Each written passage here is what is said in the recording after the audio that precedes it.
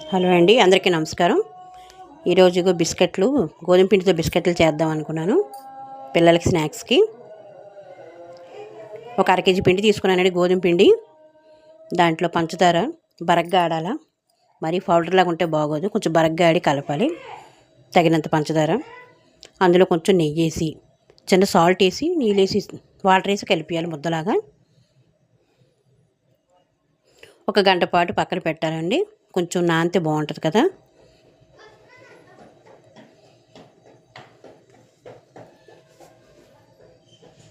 ఒక 3 ముద్దల్లా చేసి, ఒక్కొక్క ముద్ద చేసి కొంచెం దలసరిగా చేసుకోవాలి.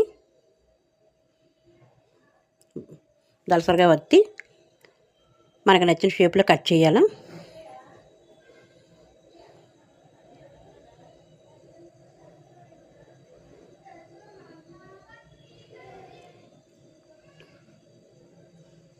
కొంచెం యాలకుల పొడి వేయాలి, మర్చిపోయి చెప్పడం. కొంచెం యాలకుల పొడి వేయాలండి, కొంచెం బాగుంటుంది, టేస్ట్ బాగుంటుంది. ఇదిగో కొంచెం కడాయిలో ఆయిల్ వేసి ఇంకా డీప్ ఫ్రై చేసుకోవడమేనండి.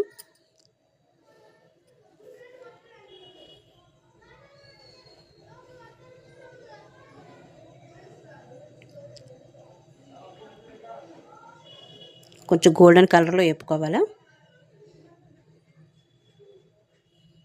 ఇంకంతేనండి, గోధుమ పిండి బిస్కెట్లు బాగుంటాయి.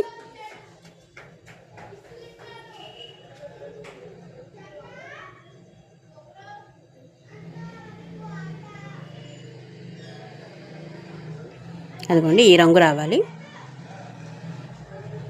నచ్చితే లైక్ చేసి, షేర్ చేసి, సబ్స్క్రైబ్ చేసుకోండి.